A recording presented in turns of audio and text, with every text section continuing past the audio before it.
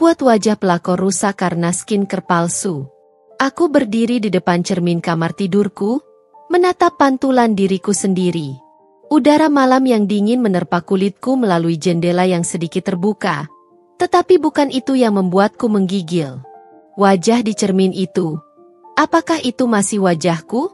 Mata yang dulu bercahaya kini tampak redup.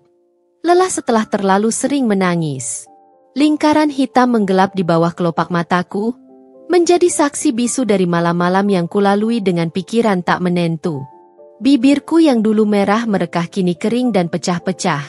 Seperti hatiku yang perlahan retak. Aku menyentuh pipiku, merasakan betapa asingnya diriku sendiri. Kapan terakhir kali aku benar-benar tersenyum? Kapan terakhir kali aku merasa bahagia? Aku mencoba mengingat. Ya, aku masih ingat dengan jelas bagaimana aku dan Mas Bima berdiri di hadapan penghulu, saling bertukar janji dengan mata berbinar. Pernikahan kami adalah awal dari dongeng indah yang selalu kudambakan. Aku pernah percaya bahwa ia adalah belahan jiwaku. Seseorang yang akan selalu menggenggam tanganku dalam suka dan duka. Aku ingat bagaimana suaranya terdengar mantap saat ia mengucapkan ijab kabul. Bagaimana genggamannya erat seakan berjanji tak akan pernah melepaskanku. Aku pernah merasa begitu dicintai. Pernah. Tapi kini, semua itu terasa seperti kenangan yang begitu jauh. Mas Bima masih ada di sini, masih berada dalam rumah yang sama denganku, tetapi entah sejak kapan ia terasa begitu asing. Ia pulang larut malam dengan alasan pekerjaan, sering tenggelam dalam layar ponselnya, seakan dunia di dalam sana lebih penting daripada aku yang duduk di sisinya. Tidak ada lagi kecupan hangat di kening sebelum tidur, tidak ada lagi pelukan tiba-tiba saat aku memasak di dapur. Tidak ada lagi obrolan panjang tentang bagaimana harinya berjalan. Ia ada, tetapi tidak benar-benar ada. Aku berusaha mengabaikan semua ini, mencoba meyakinkan diriku sendiri bahwa aku hanya berlebihan. Bahwa mungkin ia memang benar-benar sibuk. Bahwa mungkin aku yang terlalu banyak berpikir. Tetapi semakin hari, semakin sulit bagiku untuk menutupi retakan yang mulai muncul di hatiku. Setiap kali aku mendekatinya, ia tampak menjauh. Setiap kali aku bertanya, jawabannya pendek dan datar. Setiap kali aku menatap matanya, yang kutemukan hanyalah kehampaan. Aku ingin bertanya langsung, ingin menuntut penjelasan, ingin berteriak di hadapannya dan memintanya mengatakan yang sebenarnya. Tetapi ada ketakutan yang menahanku. Aku takut mendengar sesuatu yang tidak ingin ku dengar.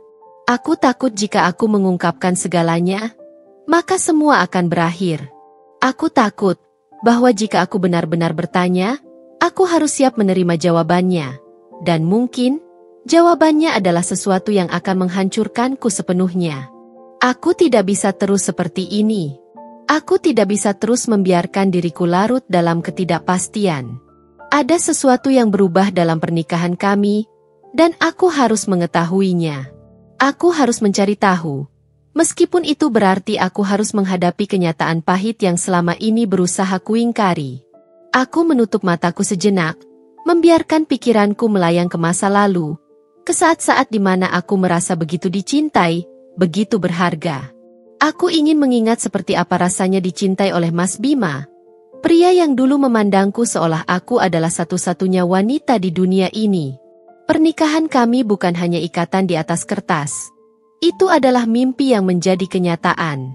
Sebuah kisah yang kuyakini akan berlangsung selamanya. Aku masih ingat hari pernikahan kami dengan begitu jelas, seakan baru kemarin terjadi. Gaun putih panjang yang kupakai terasa begitu indah, seperti kisah dongeng yang akhirnya menjadi nyata. Mas Bima berdiri di hadapanku dengan senyum menawan, mengenakan jas hitam yang membuatnya terlihat lebih tampan dari biasanya. Di mata pria itu, aku melihat cinta, janji, dan harapan.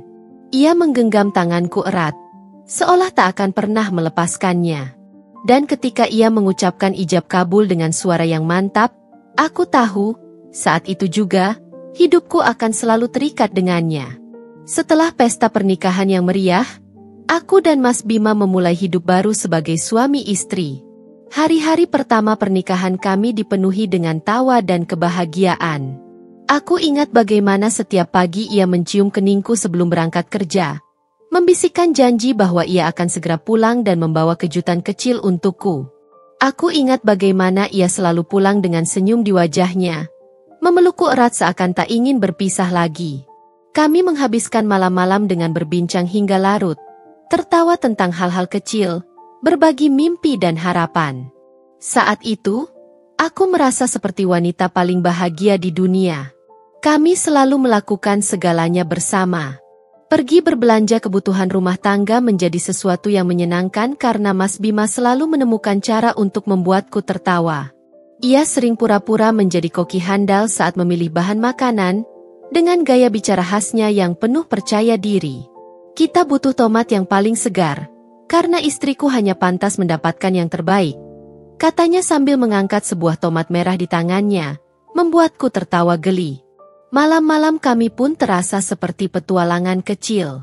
Terkadang, kami duduk di balkon rumah sambil menikmati secangkir teh, berbicara tentang kehidupan, tentang impian yang ingin kami capai bersama.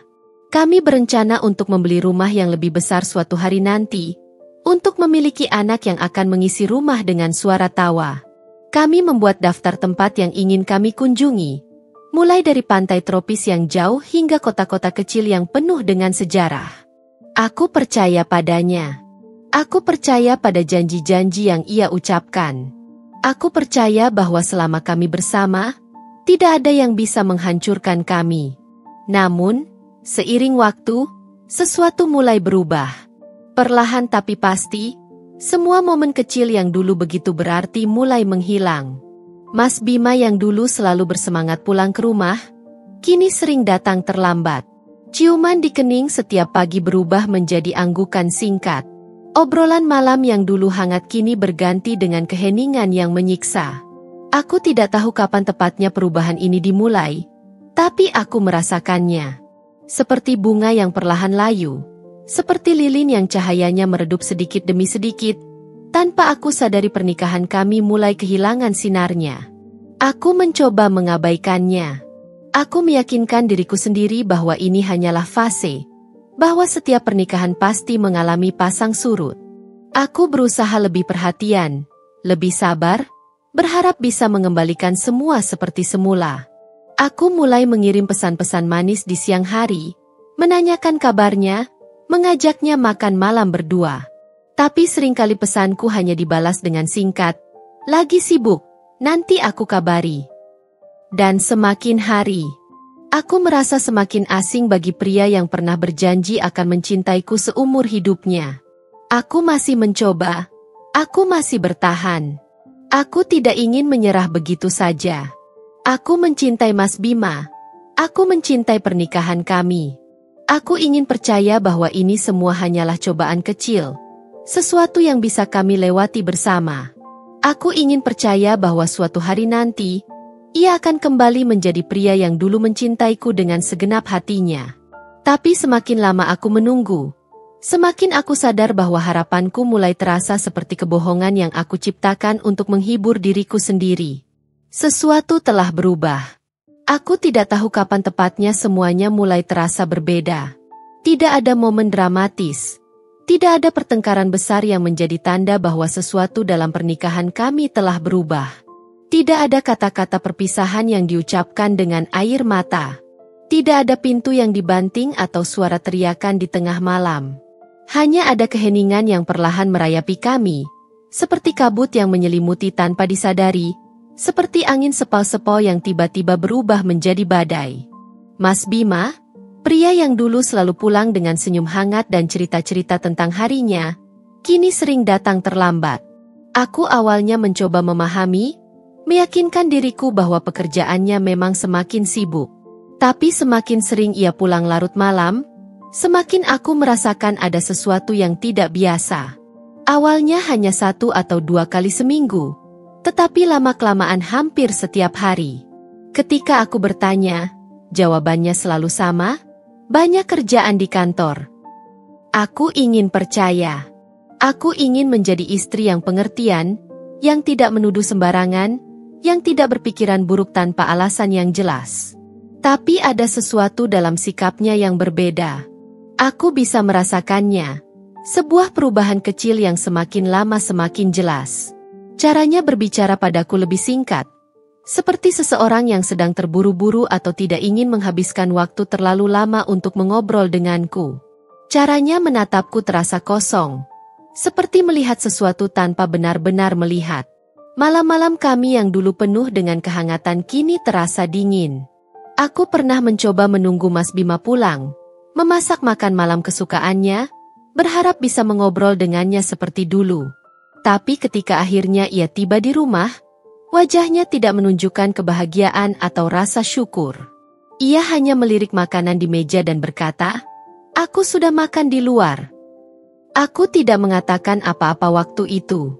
Aku hanya tersenyum kecil dan mengangguk, tetapi di dalam hatiku, aku merasa seolah dunia sedang runtuh perlahan. Aku merasa seperti seseorang yang berusaha berenang melawan arus deras. Semakin aku berusaha, semakin aku terseret ke dalam ketidakpastian. Satu hal yang paling menyakitkan adalah bagaimana ia mulai lebih sering tenggelam dalam ponselnya. Setiap kali aku mencoba mengajaknya berbicara, ia hanya menjawab dengan anggukan atau gumaman singkat, matanya tetap terpaku pada layar.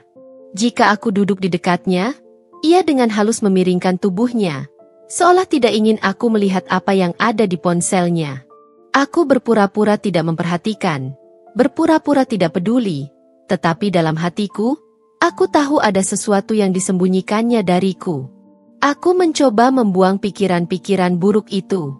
Aku mencoba menyibukkan diri dengan berbagai cara, membaca buku, menonton drama, menghabiskan lebih banyak waktu dengan teman-teman. Tapi tidak peduli seberapa keras aku berusaha, pikiranku selalu kembali pada Mas Bima dan jarak yang semakin melebar di antara kami. Sampai pada suatu malam, sesuatu terjadi. Aku terbangun karena suara getaran ponsel di meja samping tempat tidur. Mataku masih berat, tetapi aku bisa melihat bahwa itu ponsel Mas Bima yang menyala. Aku melirik ke arahnya, ia masih tertidur lelap, punggungnya menghadapku. Aku tidak berniat untuk menyentuh ponselnya, tetapi ketika aku melihat sebuah pesan masuk di layar, hatiku langsung mencelos. Aku kangen. Kapan kita bisa ketemu lagi? Tanganku gemetar. Aku menelan ludah, mencoba meyakinkan diriku bahwa ini mungkin hanya teman. Mungkin hanya urusan pekerjaan, mungkin hanya sebuah kesalahpahaman. Tapi bagaimana aku bisa menipu diriku sendiri? Pesan itu terlalu jelas. Tidak ada rekan kerja yang mengirim pesan seperti itu di tengah malam. Aku duduk diam, memandangi ponsel itu seakan benda itu adalah bom yang siap meledak kapan saja. Aku bisa saja mengambilnya, membuka pesan-pesan lain, mencari tahu lebih jauh. Tapi aku takut. Aku takut menemukan sesuatu yang lebih menyakitkan dari yang sudah aku duga. Aku takut jika aku membuka pesan itu, aku tidak akan bisa kembali ke keadaan sebelumnya. Ke keadaan di mana aku masih bisa berpura-pura bahwa pernikahan kami baik-baik saja. Jadi aku hanya duduk di sana, membiarkan rasa sakit itu meresap perlahan ke dalam hatiku, membiarkan air mata menggenang di sudut mataku. Aku menarik napas dalam-dalam, menutup mata, dan berharap ini semua hanyalah mimpi buruk. Tapi ketika aku membuka mata kembali, kenyataan tetap ada di sana, menatapku lurus-lurus tanpa belas kasihan. Aku tidak tahu harus berbuat apa. Aku tidak tahu harus memulai dari mana. Yang aku tahu hanyalah satu hal. Pernikahan yang dulu kusayangi perlahan mulai hancur, dan aku hanya bisa menyaksikannya tanpa daya. Sejak malam itu, sejak aku melihat pesan yang masuk ke ponsel Mas Bima, pikiranku tak pernah benar-benar tenang. Ada sesuatu yang menggerogoti hatiku, perasaan yang semakin hari semakin menyesakan. Aku ingin percaya bahwa itu hanya kesalahpahaman, bahwa mungkin aku terlalu berpikir berlebihan. Tapi aku bukan perempuan bodoh. Aku tahu bagaimana naluri seorang istri bekerja. Dan naluriku mengatakan bahwa ada sesuatu yang disembunyikan oleh suamiku. Hari-hari berlalu dengan lambat, penuh dengan ketegangan yang tak bisa kuabaikan. Aku mulai memperhatikan Mas Bima lebih cermat. Caranya berbicara, caranya menatapku, atau lebih tepatnya, caranya menghindari menatapku. Dulu, matanya selalu penuh dengan kelembutan setiap kali ia menatapku. Kini, yang kulihat hanyalah kehampaan. Seolah-olah aku adalah sosok yang tidak lagi penting baginya. Aku mulai menyadari kebiasaan-kebiasaan baru yang tak pernah ada sebelumnya. Ia semakin sering membawa ponselnya kemanapun, bahkan saat ke kamar mandi. Sebelumnya, ia sering meninggalkan ponselnya tergeletak di meja, tak terlalu peduli jika aku melihatnya atau tidak. Tapi kini, setiap kali aku mendekat, tangannya refleks mengunci layar atau membalikan ponsel dengan layar menghadap ke bawah. Awalnya aku mencoba mengabaikan, mencoba meyakinkan diriku bahwa ini hanya kebetulan. Tetapi semakin lama aku semakin yakin, ia menyembunyikan sesuatu. Aku mulai memperhatikan detail-detail kecil yang dulu mungkin tak pernah kusadari. Bau parfum asing yang samar-samar menempel di bajunya, bukan bau parfum yang biasa kupakai. Struk pembayaran yang kutemukan di kantong celananya, makan malam di restoran mahal, tempat yang belum pernah kami kunjungi bersama. Setiap kali aku menanyakannya, ia hanya menjawab dengan santai, "Itu makan bareng klien." Jawaban yang sama, berulang-ulang, hingga terasa seperti skrip yang sudah dihafalnya dengan baik. Aku ingin bertanya lebih jauh. Aku ingin menuntut kejujuran. Tapi aku takut. Aku takut jika aku memaksa, ia akan semakin menjauh. Aku takut jika aku mendesaknya, ia akan memberiku jawaban yang paling tidak ingin ku dengar. Jadi aku menahan diri, menumpuk semua pertanyaan itu di dalam hati, membiarkan mereka tumbuh menjadi benih-benih kegelisahan yang semakin besar. Tapi kegelisahan itu tak bisa kusimpan terlalu lama. Suatu malam, ketika Mas Bima pulang lebih larut dari biasanya, aku memutuskan untuk menunggunya di ruang tamu. Mataku menatap jarum jam yang terus bergerak, semakin lama semakin larut, tetapi tak ada tanda-tanda ia akan segera pulang. Aku mencoba meneleponnya, tetapi tidak diangkat. Kutatap layar ponselku, menunggu dengan perasaan yang berkecamuk. Aku mencoba berpikir positif. Mungkin ia masih di jalan, mungkin ia kelelahan dan tidak mendengar teleponku. Tapi kemudian, suara deru mobil terdengar di depan rumah. Aku bangkit, berjalan ke arah jendela, dan mengintip dari celah tirai. Mas Bima baru saja keluar dari mobil, tetapi bukan itu yang membuat jantungku berdegup kencang.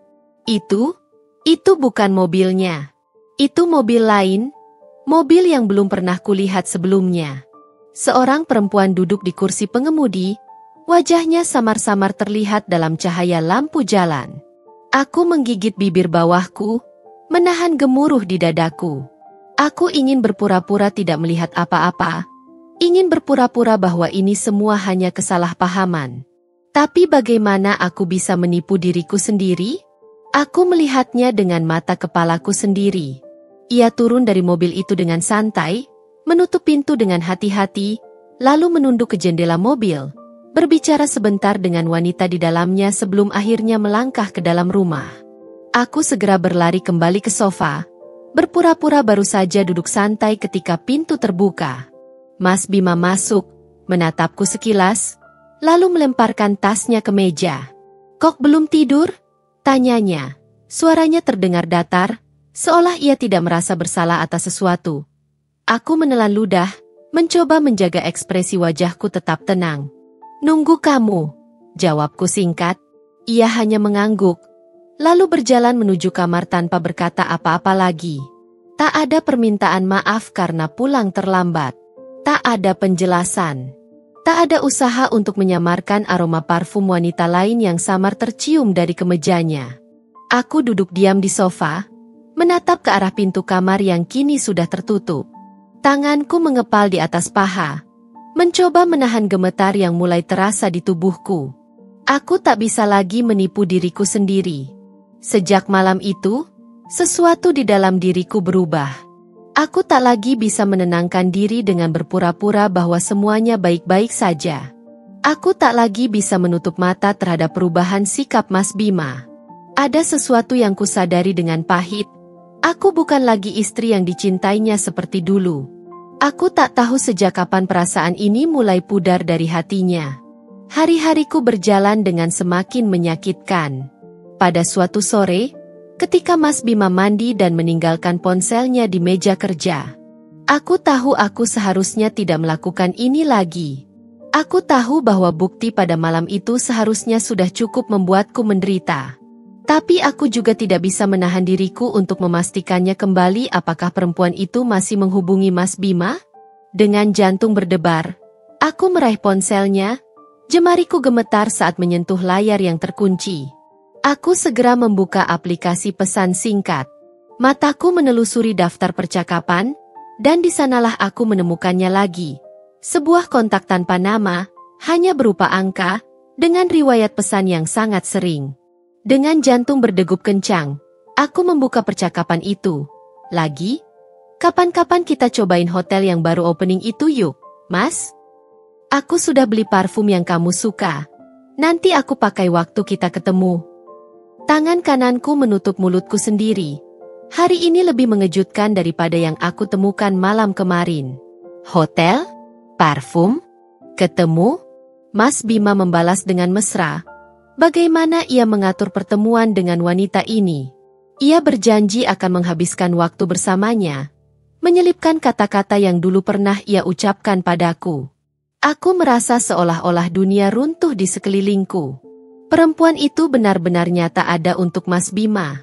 Setiap kata yang kulihat di layar terasa seperti belati yang menusuk ke dalam hatiku, berulang kali, tanpa ampun. Aku ingin membanting ponsel itu, ingin menghancurkannya, ingin berteriak.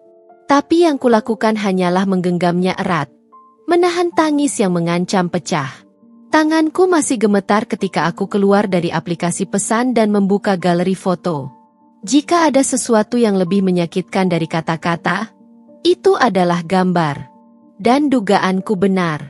Ada beberapa foto Mas Bima bersama wanita itu. Seorang perempuan dengan wajah cantik dan senyum percaya diri. Mereka duduk berdampingan di sebuah kafe.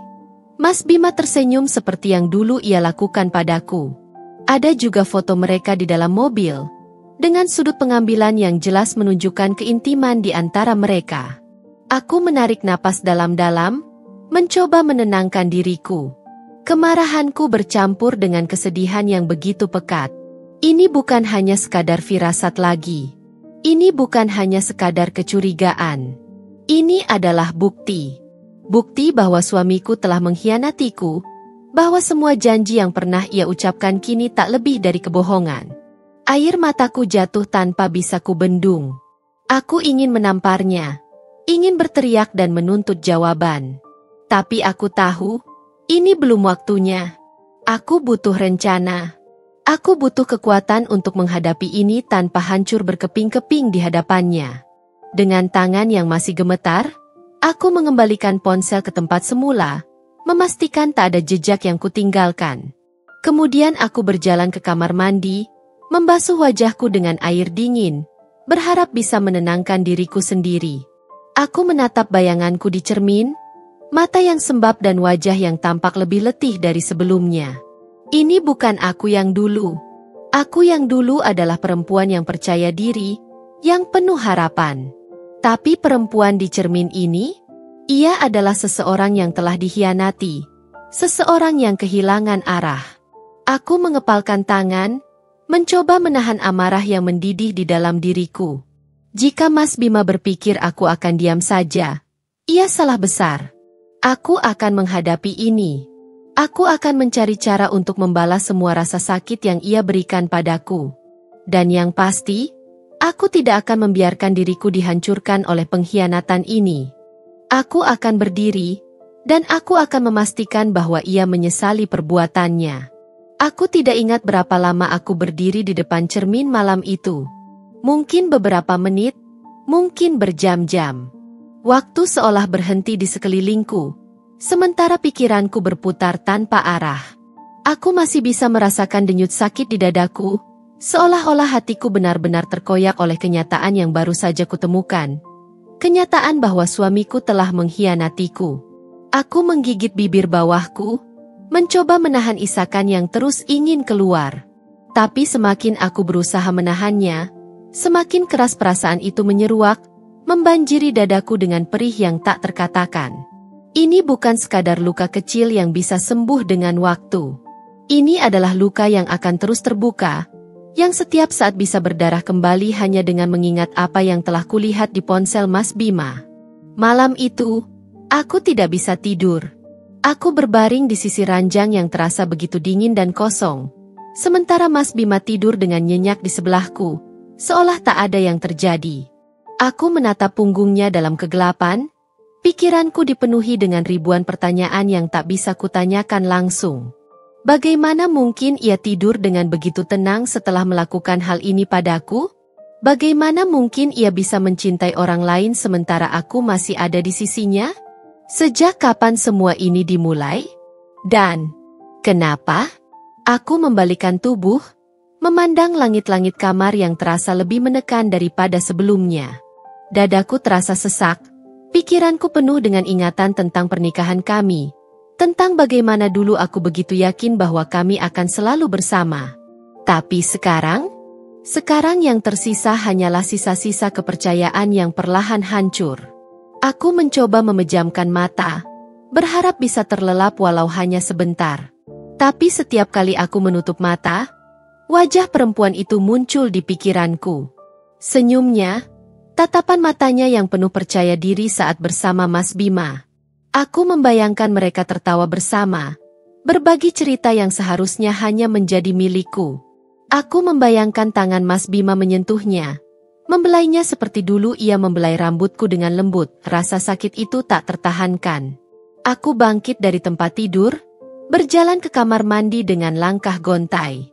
Aku menyalakan keran wastafel, membiarkan air dingin mengalir di tanganku sebelum membasuh wajahku berkali-kali. Aku berharap air itu bisa mendinginkan kepalaku, bisa menghapus semua beban yang menyesakkan dada. Tapi itu tidak cukup. Itu tidak bisa menghilangkan fakta bahwa aku adalah seorang istri yang telah dikhianati. Aku mengangkat wajahku, menatap bayanganku di cermin. Mata sembab, bibir bergetar, wajah yang tampak lebih tua dari usiaku karena lelah dan kesedihan yang berkumpul dalam satu malam. Ini bukan aku. Aku yang dulu bukan perempuan yang lemah seperti ini. Aku bukan perempuan yang membiarkan dirinya diinjak-injak. Sebuah tekad perlahan mulai tumbuh di dalam hatiku. Aku tidak bisa membiarkan ini begitu saja. Aku tidak bisa berpura-pura buta terhadap kenyataan. Aku tidak bisa terus menjalani hari-hariku seolah-olah tidak ada yang berubah. Sementara hatiku hancur berkeping-keping. Jika Mas Bima berpikir bahwa aku akan menerima ini dengan diam, ia salah besar. Aku berjalan kembali ke kamar, menatap sosok suamiku yang masih tertidur lelap. Hatiku dipenuhi dengan kebencian yang bahkan belum pernah kurasakan sebelumnya.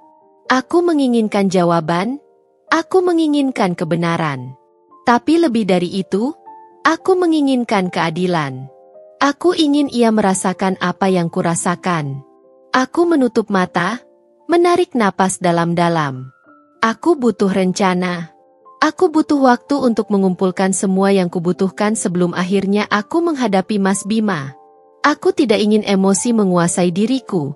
Aku tidak ingin membuat kesalahan yang akan membuatku terlihat lemah di matanya. Pikiranku mulai menyusun langkah-langkah yang harus kuambil. Aku akan mengawasinya lebih dekat. Aku akan mencari tahu siapa perempuan itu. Dan ketika saatnya tiba, aku akan membuat mereka berdua membayar harga dari apa yang telah mereka lakukan padaku. Aku tidak akan lagi menjadi istri yang diam dan tersakiti.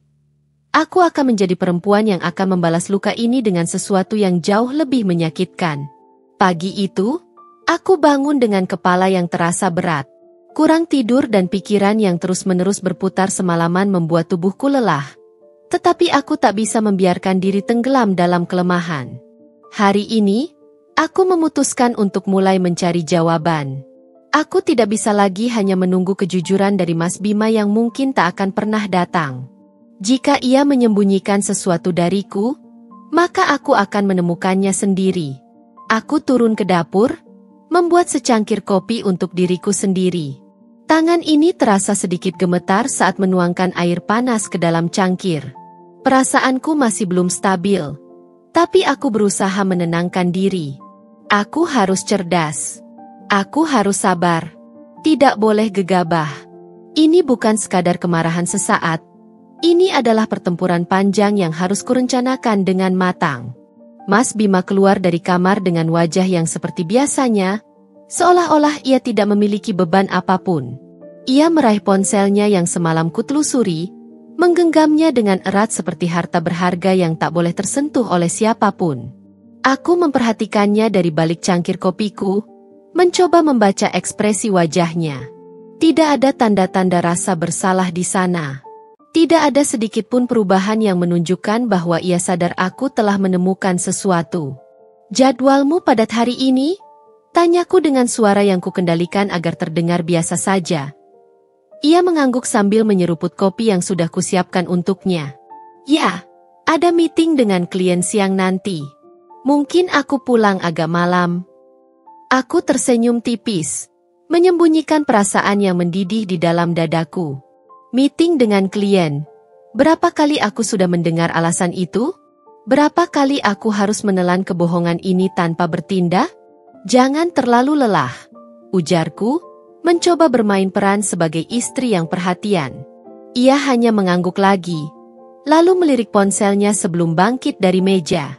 Aku memperhatikan gerak-geriknya, setiap detail yang biasanya tak kupedulikan. Cara ia mengetik cepat di layar, cara ia sesekali tersenyum kecil saat membaca sesuatu di ponselnya. Aku tahu itu bukan sekadar urusan pekerjaan. Saat ia pergi ke kamar mandi, aku melihatnya meninggalkan ponselnya di meja. Ini kesempatan langka. Aku tidak bisa membuka ponselnya lagi tanpa sidik jarinya. Tetapi aku bisa mencatat nomor yang tadi kulihat di percakapan mereka. Dengan cepat, aku meraih ponselku sendiri dan mengetik angka-angka yang kulihat. Aku menyimpannya dengan nama sementara, "Si Penghancur." Aku menarik napas panjang sebelum mengembalikan ponselnya ke tempat semula. Rasanya seperti baru saja mencuri sesuatu yang sangat berharga. Dan meskipun aku tahu ini bukan tindakan yang sepenuhnya benar, aku tidak peduli. Aku hanya ingin tahu kebenaran. Ketika Mas Bima akhirnya pergi bekerja, aku langsung mengambil ponselku dan mulai mencari jejak siapa perempuan ini. Aku memasukkan nomornya ke dalam mesin pencari, berharap menemukan sesuatu. Akun media sosial, informasi pribadi, apapun yang bisa membantuku dan aku menemukannya. Namanya Asti. Aku menatap layar dengan jantung berdegup kencang. Perempuan itu memang benar-benar ada, bukan sekadar sosok misterius di balik pesan-pesan yang kutemukan. Aku membuka akun Instagramnya dan melihat wajah yang selama ini hanya bisa kubayangkan dalam kepalaku. Ia memang cantik, kulitnya bersih, tubuhnya ramping, senyumnya menawan. Tak heran Mas Bima tergoda. Tapi yang membuatku semakin muak adalah betapa ia tak berusaha menyembunyikan hubungannya dengan suamiku. Ada beberapa foto yang mengisyaratkan sesuatu, meskipun tidak secara langsung menyebut nama Mas Bima. Foto makan malam di restoran yang sama dengan struk yang kutemukan di kantong suamiku. Foto parfum mewah yang mungkin adalah hadiah darinya.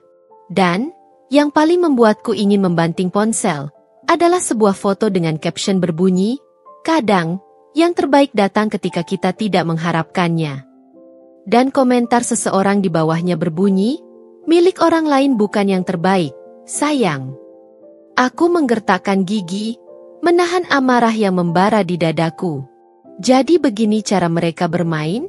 Begini cara mereka merayakan perselingkuhan mereka? Dengan penuh percaya diri, tanpa sedikit pun rasa bersalah, aku menutup mata, mencoba menenangkan diri. Tidak, aku tidak akan membiarkan emosi menguasai diriku. Aku harus tetap tenang. Aku harus berpikir dengan jernih. Aku ingin mereka membayar harga atas apa yang telah mereka lakukan, tetapi aku harus melakukannya dengan cara yang cerdas.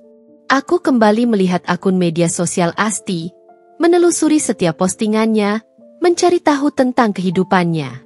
Dari foto-fotonya, aku bisa menebak bahwa ia sangat peduli dengan penampilannya. Kulitnya yang terlihat sempurna, postingan tentang produk perawatan mahal yang ia gunakan, pujian dari orang-orang di kolom komentarnya. Ia adalah tipe perempuan yang hidup dengan kepercayaan diri tinggi karena penampilannya. Dan disitulah aku menemukan titik lemahnya. Jika ia begitu mencintai kecantikannya, maka aku akan mengambil itu darinya. Aku akan membuatnya merasakan bagaimana rasanya kehilangan sesuatu yang paling ia banggakan. Jika Mas Bima memilihnya karena wajah cantiknya, maka aku akan memastikan bahwa kecantikan itu perlahan menghilang. Rencana itu mulai terbentuk di kepalaku.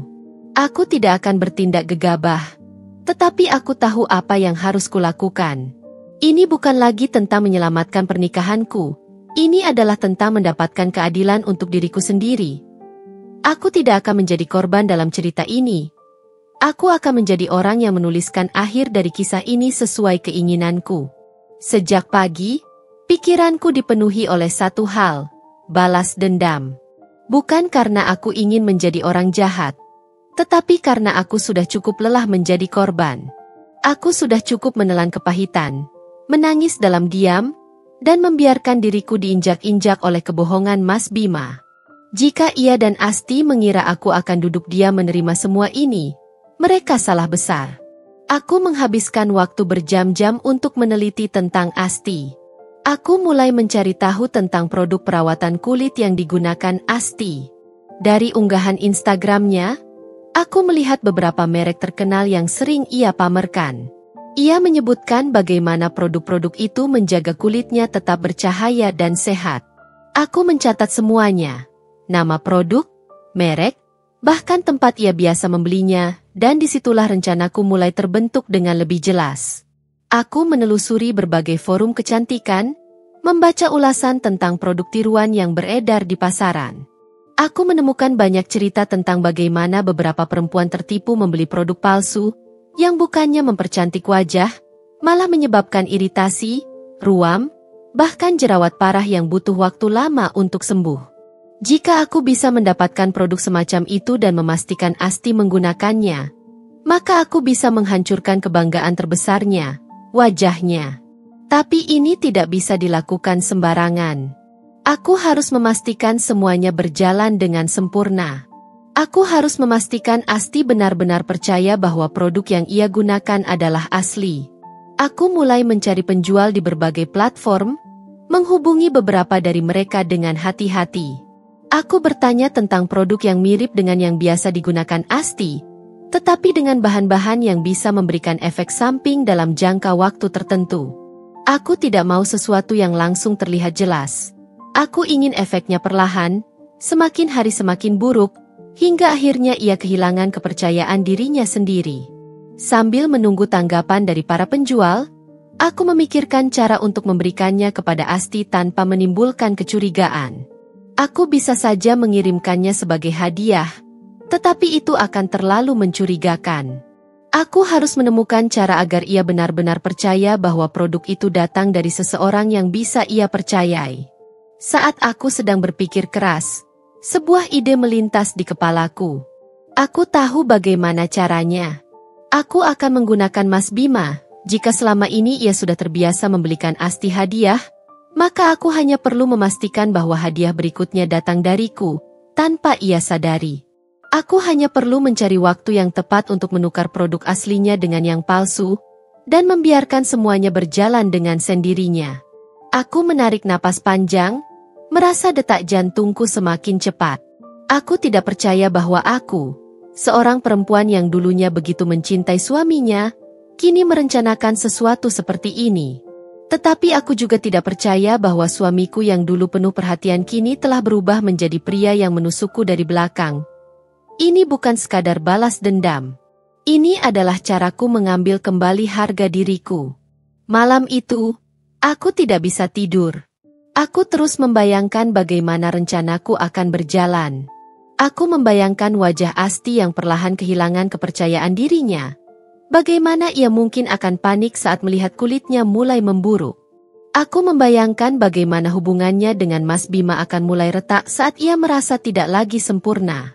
Dan yang paling membuatku puas adalah kenyataan bahwa untuk pertama kalinya, akulah yang memegang kendali. Aku berbaring di ranjang sambil menatap langit-langit, tersenyum tipis. Mungkin ini adalah awal dari akhir. Tapi kali ini, aku akan memastikan bahwa akulah yang menulis akhirnya. Pagi ini, udara terasa lebih dingin dari biasanya. Atau mungkin hanya perasaanku saja. Aku duduk di meja makan, menatap secangkir kopi yang mengepulkan uap di depanku, tapi pikiranku jauh melayang, tenggelam dalam rencana yang telah kususun semalaman. Aku merasa seperti orang yang sama sekali berbeda dari Dinda yang dulu. Dinda yang selalu sabar, selalu memaafkan, selalu menaruh harapan pada janji-janji manis. Tidak lagi. Hari ini, aku akan mulai melancarkan aksiku. Aku melirik ke arah Mas Bima yang duduk di seberang meja, sibuk dengan ponselnya. Aku tahu betul kepada siapa ia mengirim pesan itu. Asti. Mataku memperhatikan setiap detail kecil. Cara ia tersenyum kecil pada layar, cara jari-jarinya mengetik cepat. Lalu sesekali ia menyeruput kopi tanpa benar-benar memperhatikanku. Aku bisa merasakan bagaimana kehadiranku di sini sudah menjadi latar belakang yang tak lagi penting baginya. Aku menggenggam cangkirku erat. Aku ingin menumpahkan kopi panas itu ke wajahnya. Ingin melihatnya merasakan sedikit saja rasa sakit yang kurasakan. Tapi aku tahu, itu bukan cara yang benar. Aku butuh sesuatu yang lebih efektif. Sesuatu yang akan membuatnya kehilangan kendali tanpa menyadarinya. Aku menarik napas, berusaha menjaga nada suaraku tetap lembut. Mas, panggilku, mencoba terdengar biasa saja. Ia mengangkat wajahnya sedikit. HM. Aku memasang senyum tipis, memain-mainkan gagang cangkirku dengan santai. Aku baca di majalah, katanya ada produk perawatan kulit baru yang bagus banget. Banyak selebgram pakai. Mas Bima tampak tak tertarik. Oh ya. Aku mengangguk pelan. Iya. Aku penasaran aja. Kira-kira kalau aku coba, cocok nggak ya buat kulitku? Aku melihatnya melirikku sekilas sebelum kembali ke ponselnya. Ya, coba aja kalau memang bagus. Aku meremas cangkirku sedikit lebih keras. Coba aja kalau memang bagus. Jadi ini yang tersisa dari perhatiannya untukku? Seorang suami yang dulu mengagumi kulitku, menyentuh wajahku dengan lembut setiap kali aku selesai memakai skincare, kini bahkan tak peduli lagi. Aku menghela napas pelan, berusaha menekan amarahku. Tidak apa-apa. Aku hanya perlu membawanya ke arah yang kuinginkan. Aku bersandar di kursi, berpura-pura berpikir sejenak. Tapi sayang juga kalau aku beli mahal-mahal terus nggak cocok. Mungkin kalau ada yang bisa nyobain dulu, jadi lebih enak. Aku berhenti sebentar, menatapnya seolah-olah baru saja mendapat ide bagus. Kamu ada teman perempuan yang suka pakai skincare, kan? Sekilas, aku melihat Mas Bima menegang. Meski cepat, aku menangkap perubahan kecil itu. Lalu ia menjawab, ada si rekan kantor, Asti. Tapi aku nggak tahu dia mau apa nggak. Dan, ya, Mas Bima menyebutnya sebagai rekan kantor. Lucu sekali suamiku. Aku tersenyum tipis, berusaha terlihat polos. Mungkin aku bisa kasih ke dia dulu buat coba. Kalau dia bilang bagus, berarti aman, kan? Mas Bima tampak sedikit gelisah. Lalu memasukkan ponselnya ke dalam saku. Kenapa tiba-tiba mikirin teman perempuanku? Aku mengangkat bahu. Aku cuma kepikiran aja. Daripada aku buang-buang uang buat sesuatu yang belum tentu cocok, kan lebih baik kalau ada yang nyoba dulu. Aku menatapnya lekat-lekat, memastikan ia melihat ekspresi tulus yang kupasang dengan sempurna. Kamu bisa kasih dia, kan? Aku bisa melihat konflik dalam pikirannya. Mungkin ia curiga, atau mungkin ia merasa aneh aku membahas teman perempuannya dengan begitu santai. Tapi pada akhirnya, ia mengangguk. Ya, kalau kamu mau, nanti aku kasih. Aku tersenyum puas, menyembunyikan api yang berkobar di dalam dadaku. Rencana ini berjalan lebih lancar dari yang kuduga. Siang itu, aku pergi ke toko kosmetik yang sudah kuteliti sejak beberapa hari lalu. Aku berjalan melewati rak-rak produk kecantikan, Mataku mencari merek yang sering dipakai Asti. Aku tahu produk asli dan palsu sering bercampur di pasaran, tapi aku membutuhkan sesuatu yang lebih berbahaya. Bukan sekadar tiruan murah, tapi sesuatu yang bisa memberikan efek nyata dalam waktu yang cukup lama untuk membuatnya panik. Aku akhirnya menemukan toko kecil di sudut jalan yang menjual berbagai produk perawatan, beberapa di antaranya versi palsu dari merek-merek terkenal. Aku menghampiri penjualnya, seorang wanita berusia sekitar 40-an dengan riasan tebal. Saya cari produk yang mirip dengan ini, kataku sambil menunjukkan gambar produk asli di ponselku. Tapi yang kualitasnya sedikit berbeda. Wanita itu menatapku tajam, lalu tersenyum kecil, seolah memahami maksudku. Oh, saya tahu maksud Mbak. Mau yang efeknya pelan-pelan atau langsung kelihatan? Aku berpikir sejenak.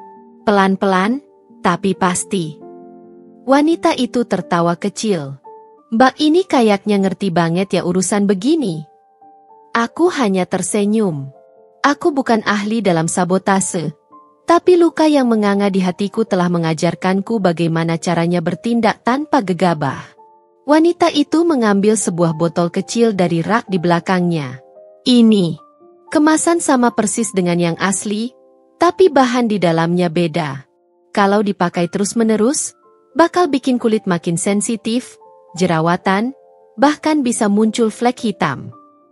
Aku mengambil botol itu, memperhatikannya dengan seksama. Dari luar, tak ada yang berbeda dengan produk asli. Orang awam pasti tidak akan menyadari bahwa isinya telah dimanipulasi. Berapa? Tanyaku. Ia menyebutkan harga yang jauh lebih murah dari produk asli, dan tanpa pikir panjang, aku menyerahkan uangnya. Saat aku keluar dari toko, aku merasakan jantungku berdegup lebih cepat dari sebelumnya. Ini adalah pertama kalinya aku melakukan sesuatu seperti ini. Tapi aku tidak merasa bersalah. Aku merasa berdaya. Malamnya, aku meletakkan produk itu ke dalam kantong belanja yang sudah kusiapkan, menyusunnya dengan rapi agar terlihat seperti hadiah yang asli. Aku menaruhnya di atas meja, memastikan bahwa Mas Bima melihatnya ketika ia pulang nanti. Saat ia akhirnya tiba di rumah, aku pura-pura sibuk menonton televisi, meskipun aku bisa merasakan kehadirannya yang langsung tertuju pada kantong belanja itu. Apa ini? Tanyanya aku menoleh santai. Produk yang tadi aku bilang. Kasih aja ke temanmu. Siapa tadi? Asti. Aku bisa melihat kebingungan di matanya, tetapi ia tidak berkata apa-apa. Setelah beberapa saat, ia mengambil kantong itu dan membawanya ke kamar. Aku menatap punggungnya yang menghilang di balik pintu, senyum tipis terukir di wajahku pagi itu. Aku terbangun dengan perasaan yang aneh, bukan ketakutan, bukan kecemasan, tetapi sebuah antisipasi yang mendebarkan. Seolah ada benih kecil dalam diriku yang tumbuh, menyebarkan getaran hangat ke seluruh tubuhku. Aku bangkit dari tempat tidur dan menatap diriku di cermin. Mata yang dulu tampak redup dan penuh kesedihan kini menyala dengan bara api yang tak pernah kulihat sebelumnya. Ini adalah hari pertama dari babak baru dalam hidupku, hari di mana aku berhenti menjadi korban dan mulai mengambil kendali atas nasibku sendiri. Aku berjalan keluar kamar dan menemukan Mas Bima tengah bersiap untuk pergi. Ia mengenakan kemeja favoritnya, menyesap kopi yang kusediakan di meja. Biasanya, aku akan merasa sakit hati melihatnya bersiap meninggalkan rumah tanpa benar-benar menghabiskan waktu bersamaku. Tapi hari ini berbeda. Aku tahu kemana ia akan pergi, dan untuk pertama kalinya, aku menantikan hasil dari perjalanannya. Kantong belanja yang berisi produk perawatan kulit tiruan itu sudah tidak ada di tempatnya semalam. Itu berarti satu hal. Ia sudah membawanya untuk diberikan kepada Asti. Aku menatapnya sejenak, bertanya-tanya apakah ia sadar bahwa ia baru saja menjadi pion dalam permainanku. Tapi melihat wajahnya yang biasa saja, aku yakin ia tak mencurigai apapun. Aku ada meeting siang ini, mungkin pulang agak malam, katanya sambil mengambil kunci mobil dari atas meja. Aku hanya mengangguk, pura-pura tak peduli. Hati-hati di jalan. Ia menatapku sebentar, mungkin terkejut dengan reaksiku yang begitu datar. Biasanya, Aku akan bertanya lebih lanjut, mencoba mencari tahu di mana dan dengan siapa ia akan menghabiskan waktunya. Tapi kali ini, aku hanya tersenyum tipis sebelum beranjak ke dapur, membiarkannya pergi dengan kebohongannya. Begitu suara mesin mobilnya menghilang dari pendengaran, aku menghela napas panjang. Sekarang yang tersisa hanyalah menunggu. Siang itu, aku duduk di ruang tamu sambil menggulir layar ponsel, mencoba mengalihkan pikiranku. Tapi meskipun aku membaca berbagai berita dan melihat unggahan teman-temanku di media sosial, pikiranku tetap kembali ke satu hal. Produk yang kini mungkin sudah sampai di tangan Asti. Aku membayangkan bagaimana ia menerimanya dari Mas Bima. Mungkin dengan senyum bahagia di wajahnya. Aku membayangkan bagaimana ia membuka kemasannya, merasa beruntung karena mendapat hadiah dari pria yang bukan miliknya. Dan aku membayangkan bagaimana ia akan mulai menggunakannya, mengoleskannya ke wajahnya setiap pagi dan malam, tanpa tahu bahwa ia baru saja menandatangani tiket menuju kehancurannya sendiri. Senyum kecil terbit di bibirku. Aku tidak pernah merasa sekuat ini sebelumnya. Lalu, ponselku bergetar. Sebuah pesan masuk dari nomor yang sudah tersimpan di kontakku, si penghancur. Rupanya ia dengan berani mengirimiku pesan terlebih dahulu. Dinda, aku hanya ingin memberitahumu. Aku tidak akan meminta maaf, karena aku tidak menyesali pilihanku. Aku hanya ingin mengatakan bahwa aku harap kamu bisa menerima kenyataan kalau Mas Bima mencintaiku. Dia bahagia bersamaku. Jangan buang waktumu untuk menyesali sesuatu yang sudah berakhir. Bersiaplah untuk mengakhiri semuanya. Aku menatap layar ponselku, jantungku berdegup lebih cepat. Tidak menyesali pilihannya? Bahagia bersama Mas Bima? Wanita ini benar-benar tidak tahu diri. Aku menarik napas panjang, menahan diri agar tidak langsung membalas pesan itu dengan sumpah serapah. Tidak, aku tidak akan memberinya kepuasan untuk melihatku marah. Malam itu, aku tidur dengan nyenyak untuk pertama kalinya dalam beberapa bulan terakhir. Tidak ada lagi kecemasan yang menghantui pikiranku. Tidak ada lagi air mata yang menetes diam-diam di bantal. Aku merasa damai, karena aku tahu bahwa besok, dunia Asti akan mulai berubah. Dan aku akan ada di sini, menikmati setiap detiknya. Pagi ini, aku bangun lebih awal dari biasanya. Ada kegembiraan yang aneh mengalir dalam darahku, seperti adrenalin yang menunggu dilepaskan. Aku berjalan ke depan cermin dan menatap pantulan diriku sendiri. Wajahku tampak lebih segar, lebih hidup. Seolah-olah beban yang selama ini menindih dadaku perlahan mulai terangkat. Aku melangkah keluar kamar dengan santai, menuju dapur untuk membuat secangkir kopi. Tapi di tengah langkahku, aku mendengar suara pintu depan terbuka. Aku menoleh dan melihat Mas Bima masuk dengan wajah lelah. Matanya tampak sayu, seperti kurang tidur. Aku mengangkat alis, pura-pura tak peduli, meskipun dalam hati, aku bertanya-tanya apa yang telah terjadi. Kamu baru pulang? Tanyaku dengan nada ringan, seolah-olah aku sekadar menanyakan cuaca. Ia menghela napas, melepas kemejanya dan meletakkannya sembarangan di sofa. Iya, semalam ada kerjaan tambahan di kantor. Jawabnya, tanpa menatapku. Aku tersenyum tipis. Kerjaan tambahan di kantor? Lelucon macam apa ini? Aku tahu persis di mana ia semalam. Mungkin di apartemen Asti, mungkin menghabiskan waktu dengannya sampai larut malam. Tapi sesuatu dalam raut wajahnya membuatku curiga bahwa malam itu tidak berjalan seperti yang ia harapkan. Aku menyesap kopi perlahan, memperhatikan setiap gerakan tubuhnya. Ia terlihat gelisah, seolah ada sesuatu yang mengganggu pikirannya. Kenapa? Kamu kelihatan capek.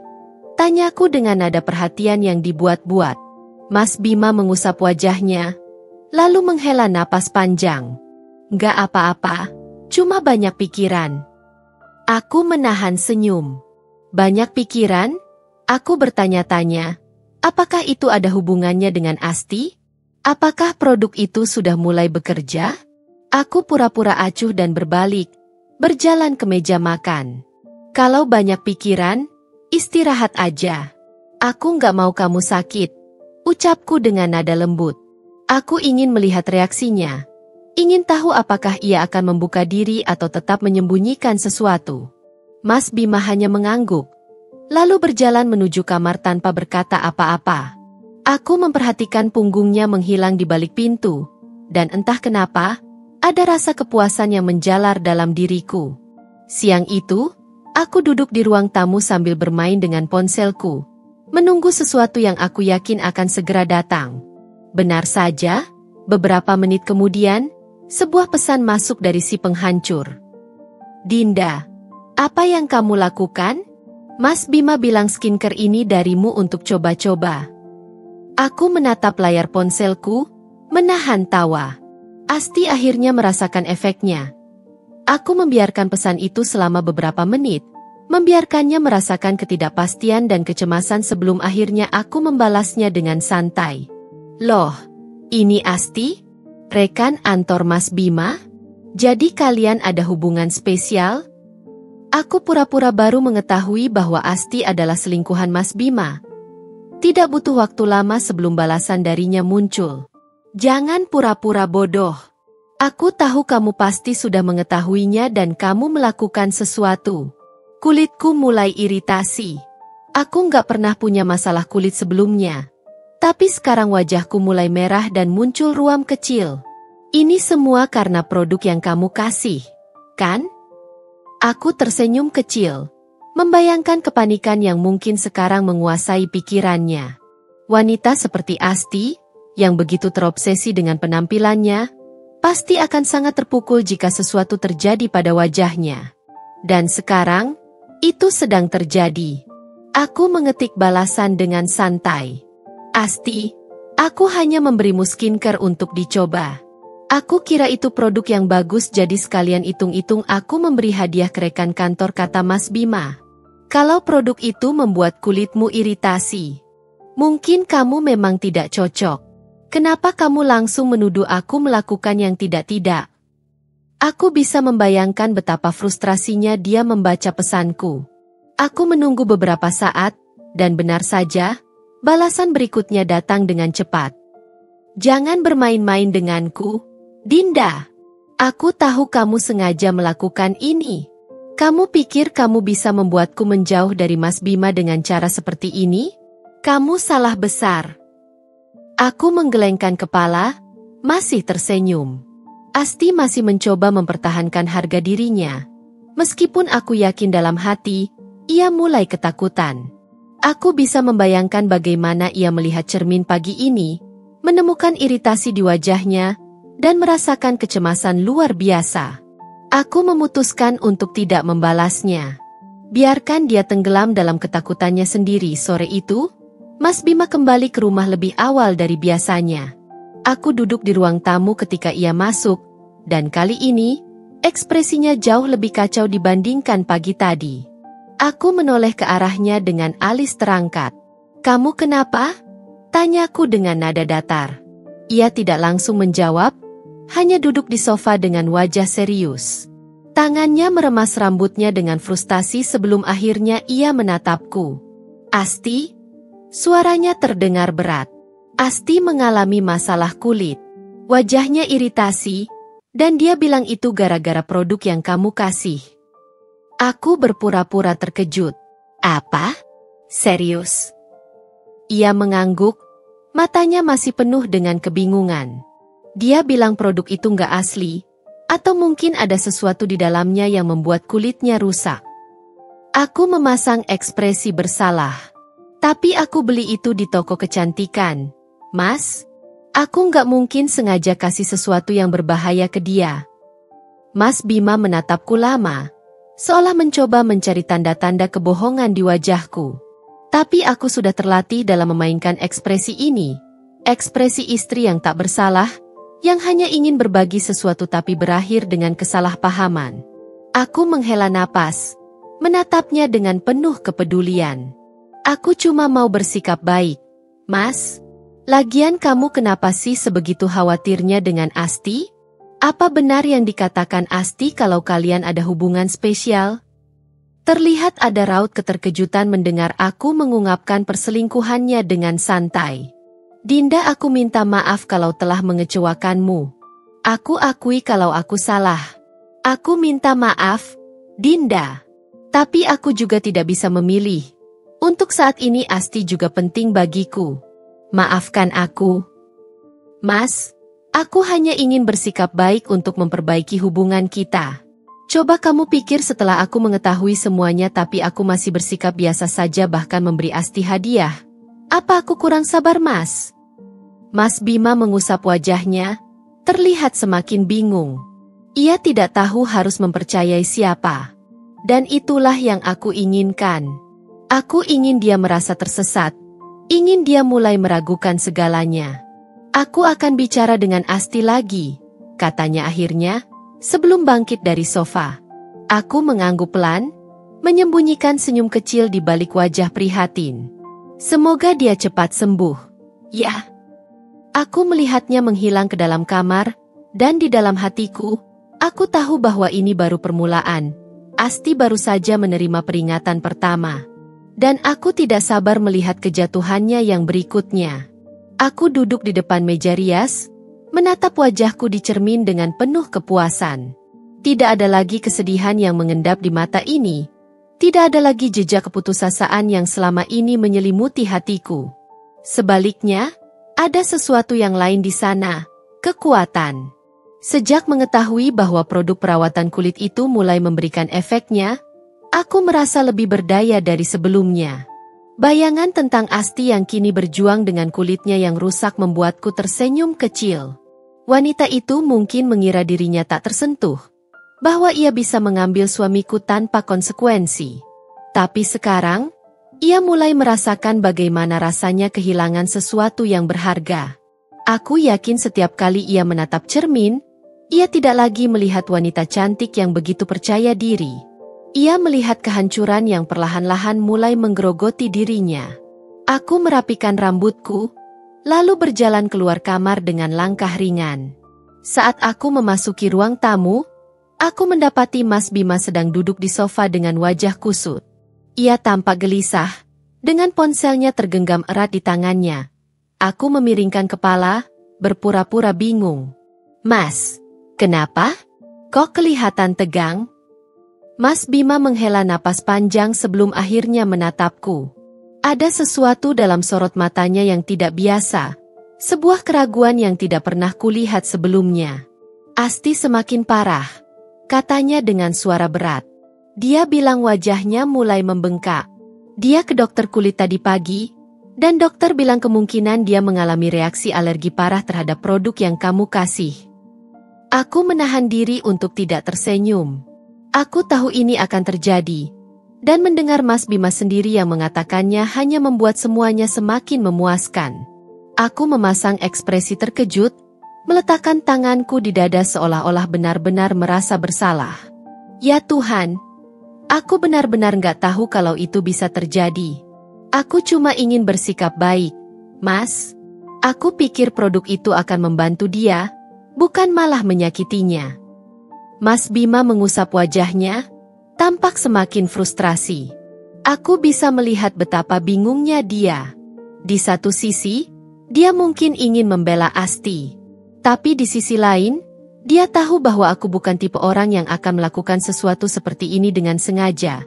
Setidaknya, itulah yang selalu ia pikirkan. Aku duduk di sampingnya, meletakkan tanganku di atas tangannya. Mas, aku ngerti kalau kamu marah. Tapi aku benar-benar nggak punya niat buruk. Kalau aku tahu produk itu bisa bikin dia alergi, aku pasti nggak akan kasih. Aku bahkan beli itu di toko kecantikan biasa. Matanya menatapku, seolah-olah mencoba mencari kebenaran di balik kata-kataku. Aku membiarkannya berpikir, membiarkannya bergulat dengan kebimbangannya sendiri. Aku tahu ini adalah bagian dari permainan. Setelah beberapa saat, ia menghela napas. Aku nggak tahu harus bilang apa. Asti panik banget. Dia bilang ini bisa merusak wajahnya permanen kalau nggak segera diatasi. Aku menundukkan kepala, seolah-olah benar-benar merasa bersalah. Aku nggak tahu harus gimana. Mas, kalau perlu, aku bisa bantu bayar pengobatannya. Mas Bima menggeleng. Bukan masalah uang, Dinda. Ini tentang kepercayaan. Asti curiga kamu sengaja melakukan ini. Aku berpura-pura tersinggung. Mataku membulat. Jujur Asti juga sudah sempat menuduhku secara langsung seperti itu, Mas. Kenapa dia berpikir seperti itu? Ya? Aku nggak sejahat itu, Mas. Aku nggak mungkin bikin masalah baru. Kamu tahu itu, Mas. Ia menatapku lagi, kali ini lebih lama. Aku bisa merasakan pikirannya mulai dipenuhi keraguan. Malam itu, aku berbaring di tempat tidur sambil menggulir layar ponselku. Aku sengaja tidak menghubungi Asti lagi, membiarkan dia tenggelam dalam kepanikannya sendiri. Tapi sepertinya, dia tidak tahan lagi. Sebuah pesan masuk. Dari Asti. Dinda, aku nggak peduli gimana caranya. Tapi aku akan membuktikan bahwa kamu yang menghancurkan wajahku. Aku membaca pesan itu perlahan. Membiarkannya meresap dalam pikiranku sebelum akhirnya mengetik balasan. Asti, aku nggak tahu kenapa kamu terus menyalahkanku. Aku hanya mencoba bersikap baik. Kalau kamu mengalami masalah kulit, mungkin kamu harus memeriksa kembali produk-produk lain yang kamu pakai. Aku menekan tombol, kirim, dan menunggu. Aku tahu dia pasti membaca pesan itu dengan kemarahan yang membara, tapi aku ingin membuatnya merasa semakin frustasi. Beberapa menit kemudian, balasannya muncul. Kamu pikir aku bodoh? Aku tahu persis produk mana yang menyebabkan ini. Dan aku akan memastikan Mas Bima percaya padaku. Aku mendengus pelan. Silakan, Asti. Coba saja. Aku menaruh ponsel di sampingku dan memejamkan mata. Aku bisa membayangkan Asti, duduk di apartemennya, menatap cermin dengan wajah yang penuh dengan iritasi dan kemerahan. Aku bisa membayangkan bagaimana kepanikannya semakin meningkat setiap detik yang berlalu. Bagaimana ia mulai merasakan ketakutan yang selama ini tidak pernah ia rasakan. Ia mungkin telah mengambil suamiku, tapi sekarang, ia mulai kehilangan sesuatu yang jauh lebih penting, harga dirinya. Dan aku akan memastikan bahwa ini baru permulaan. Keesokan paginya, aku mendapati Mas Bima duduk di ruang makan dengan ekspresi yang lebih suram dari sebelumnya. Ia menatap ponselnya dengan serius, lalu mengangkat kepalanya saat melihatku masuk. Asti mengancam akan melaporkan ini, katanya dengan nada berat. Aku mengernyit. Lapor ke siapa? Ke pihak berwenang. Dia bilang dia akan mencari tahu dari mana produk itu berasal dan membuktikan kalau kamu sengaja melakukan ini. Aku duduk dengan tenang, menatapnya dengan wajah polos. Mas, aku sama sekali nggak bermaksud jahat. Aku bisa kasih dia bukti pembelian dari toko tempat aku beli. Kalau memang ada yang salah dengan produk itu bukan salahku. Mas Bima terdiam. Aku tahu dia ingin percaya padaku, tapi di saat yang sama, Asti mungkin terus-menerus mempengaruhinya. Aku bisa melihat ketegangan di wajahnya, pertempuran batin yang terus terjadi di dalam dirinya. Tapi aku tidak khawatir, karena aku tahu, semakin besar keraguan yang ada dalam dirinya, semakin besar pula jarak yang akan terbentuk antara dia dan Asti. Aku hanya perlu menunggu dan menikmati setiap detiknya. Beberapa hari kemudian, situasi semakin memburuk. Aku bisa melihat perubahan drastis dalam ekspresi Mas Bima setiap kali ia menerima pesan atau panggilan dari Asti. Jika sebelumnya ia selalu tersenyum kecil saat membaca pesan dari wanita itu, kini ekspresinya dipenuhi ketegangan dan kejengkelan. Pagi ini, aku sengaja diam-diam mengamati saat ia menerima telepon dari Asti. Aku tidak bisa mendengar isi percakapannya secara keseluruhan, tapi nada suaranya sudah cukup untuk memberiku gambaran. Asti, aku sudah bilang, aku nggak yakin Dinda melakukan ini. Ya, aku tahu. Aku ngerti kamu marah, tapi jangan langsung menyalahkan dia tanpa bukti. Asti, bisa nggak kita bicara nanti saja? Aku hampir ingin tertawa. Oh, betapa cepatnya keadaan berubah. Saat ia menutup telepon, Aku sengaja masuk ruang tamu dengan ekspresi netral. Mas, kenapa? Kelihatan tegang. Mas Bima menghela napas panjang. Asti semakin gila. Dia terus-terusan menghubungiku, marah-marah. Dia bilang aku nggak berpihak padanya. Aku duduk di sofa di seberangnya, menatapnya dengan simpati yang dibuat-buat. Mas, aku ngerti kalau kamu ada di posisi sulit. Tapi kalau dia terus-terusan menyalahkan orang tanpa bukti, itu juga nggak adil. Mas Bima tidak menjawab, hanya menatap kosong ke depan. Aku bisa melihat pikirannya bekerja, mencoba menyusun semua kejadian yang sedang terjadi. Apa kamu yakin sama dia, Mas? Tanyaku dengan suara lembut, seolah-olah pertanyaan itu tidak bermaksud menusuk. Ia menoleh padaku dengan ekspresi bingung. Maksudmu? Aku mengangkat bahu pelan. Ya, maksudku, dia terus-menerus menuduhku tanpa bukti. Kalau dia bisa semudah itu curiga dan menuduh orang lain, gimana kalau nanti dia menuduh kamu melakukan sesuatu yang gak kamu lakukan? Aku bisa melihat ketegangan di wajahnya. Aku tahu pertanyaanku telah menanamkan benih keraguan dalam pikirannya. Dan aku tidak perlu mengatakan lebih banyak lagi. Malam itu, hujan turun dengan deras, mengetuk-ngetuk jendela kamar dengan irama monoton yang seakan mencerminkan kekacauan yang sedang terjadi dalam hidup Mas Bima. Aku duduk di kursi dekat jendela, menyesap teh hangat sambil memperhatikan suamiku yang tampak semakin tenggelam dalam pikirannya sendiri. Tatapan kosongnya tertuju pada layar ponsel di tangannya, sementara jari-jarinya bergerak ragu, seolah-olah ia ingin mengetik sesuatu tetapi tak yakin harus menuliskan apa. Aku tahu dengan pasti bahwa di seberang sana, Asti pasti tengah meradang. Wanita itu pasti masih mencoba mempertahankan apa yang sudah mulai lepas dari genggamannya. Ketika wajahnya mulai memburuk akibat efek produk yang kuberikan, kepercayaan dirinya juga ikut runtuh. Dan kini, yang tersisa darinya hanyalah seseorang yang penuh dengan ketakutan, amarah, dan kepanikan. Aku meletakkan cangkirku perlahan, lalu menatap punggung Mas Bima yang masih membisu. Mas, kamu nggak tidur? Tanyaku dengan nada lembut, hampir seperti istri yang penuh perhatian. Mas Bima menghela napas panjang sebelum akhirnya menoleh padaku. Ada kelelahan yang kentara dalam matanya. Aku nggak bisa tidur. Gumamnya pelan, aku berpura-pura bingung. Kenapa? Apa masih mikirin Asti? Ia tidak langsung menjawab.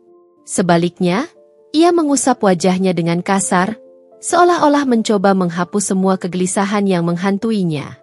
Dinda, aku beneran gak ngerti. Aku pikir aku tahu siapa Asti. Aku pikir dia berbeda. Tapi sekarang, aku ngerasa seperti aku gak mengenal dia sama sekali. Aku menahan senyum yang hampir saja muncul di wajahku. Ini adalah momen yang aku tunggu. Momen ketika keraguan dalam dirinya telah tumbuh begitu besar, hingga mulai menelan keyakinan yang ia miliki terhadap Asti. Apa yang dia lakukan, Mas? Aku bertanya dengan nada polos, seolah-olah aku hanya ingin memahami masalah yang sedang terjadi. Mas Bima mendesah. Dia makin obsesif. Dia nggak berhenti menyalahkan kamu. Bahkan setelah aku bilang kalau aku nggak punya bukti kalau kamu melakukan ini dengan sengaja. Dia mengancam akan menyebarkan cerita kalau kamu istri yang jahat dan penuh dendam.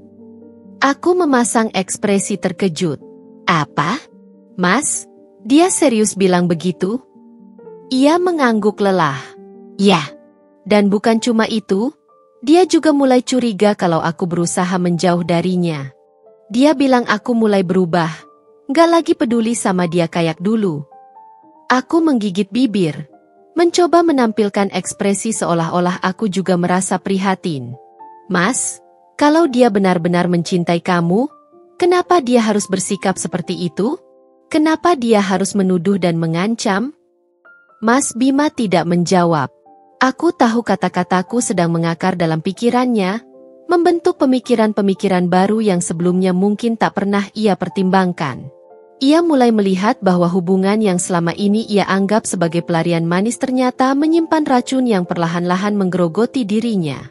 Beberapa hari berikutnya, Situasi semakin memburuk bagi Asti.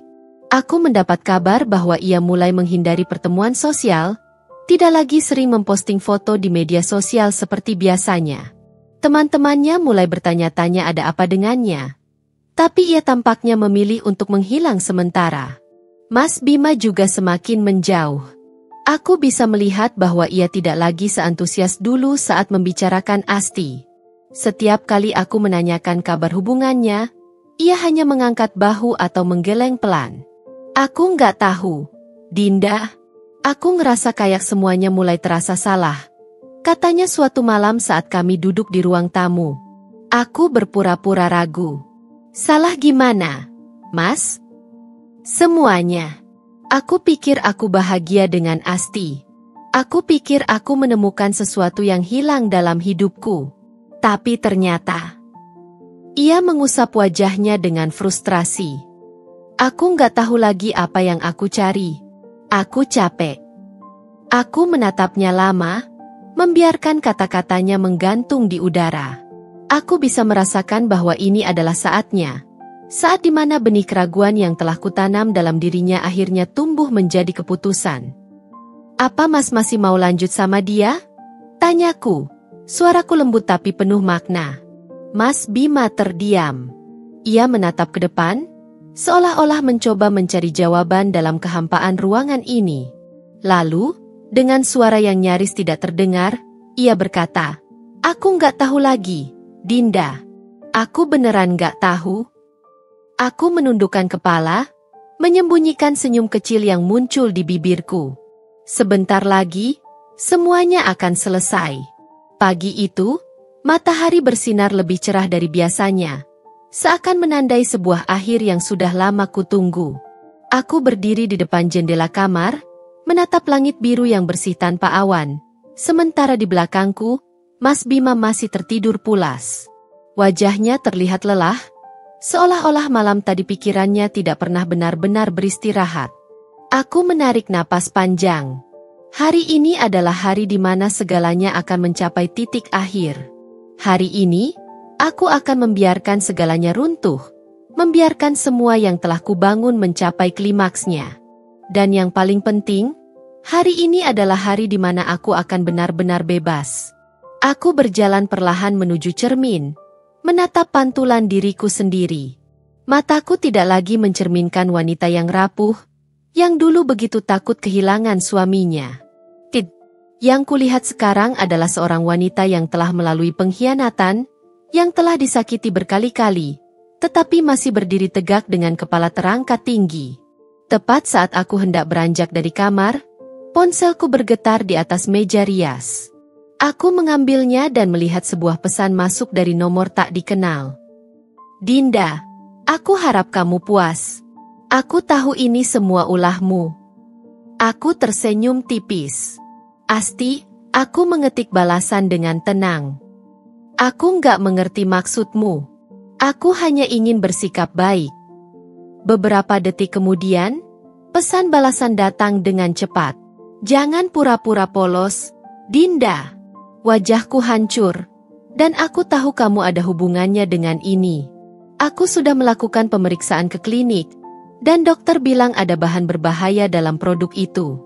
Aku akan mencari tahu, dan kalau aku menemukan bukti, aku akan pastikan kamu membayarnya. Aku menghela napas panjang, membiarkan jemariku melayang di atas keyboard sebelum akhirnya membalas dengan satu kalimat sederhana. Semoga kamu segera menemukan jalan keluarnya.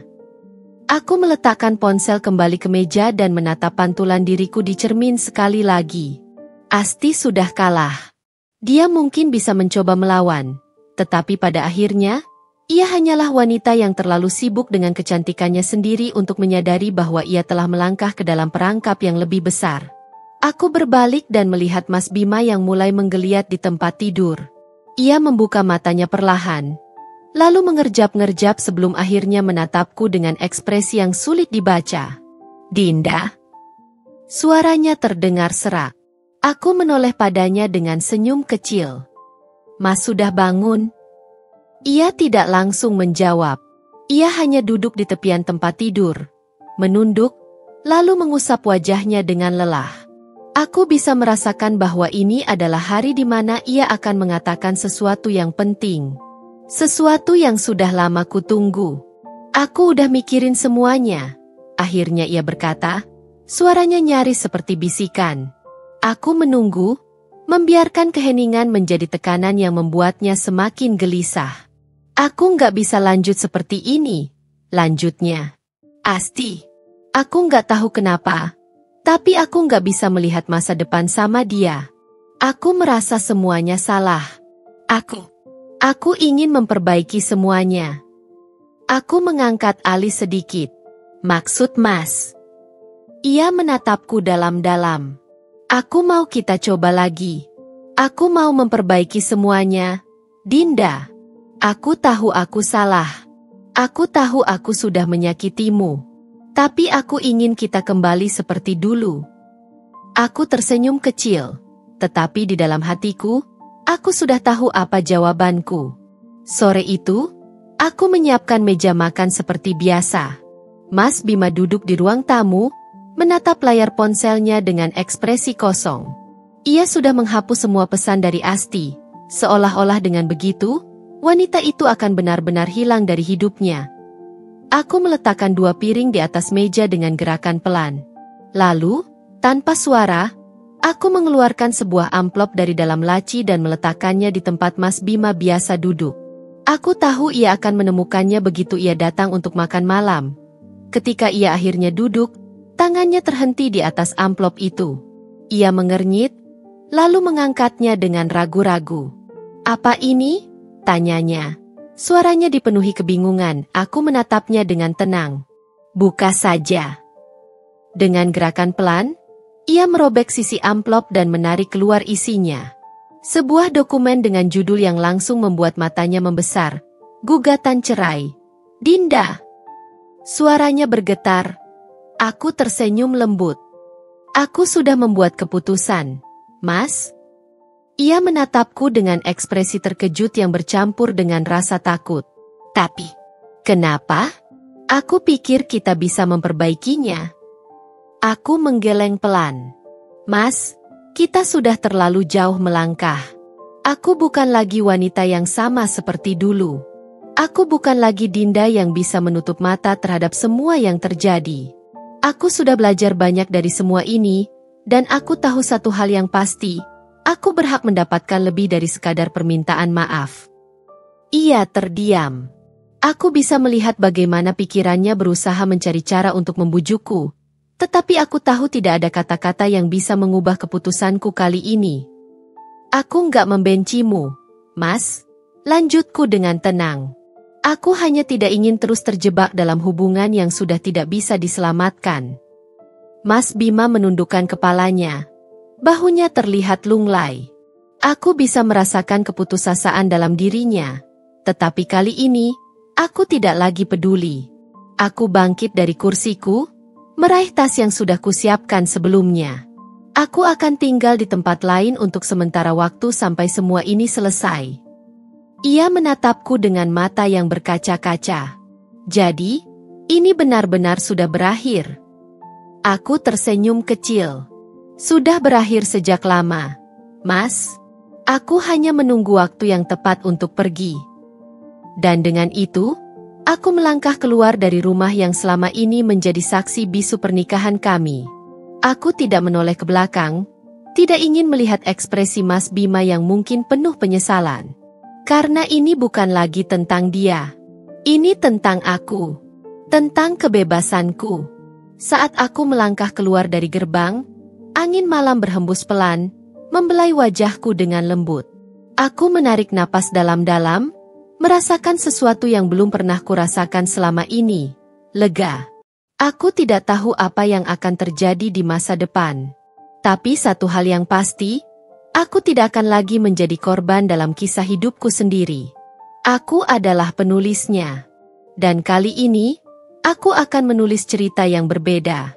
Cerita yang benar-benar milikku.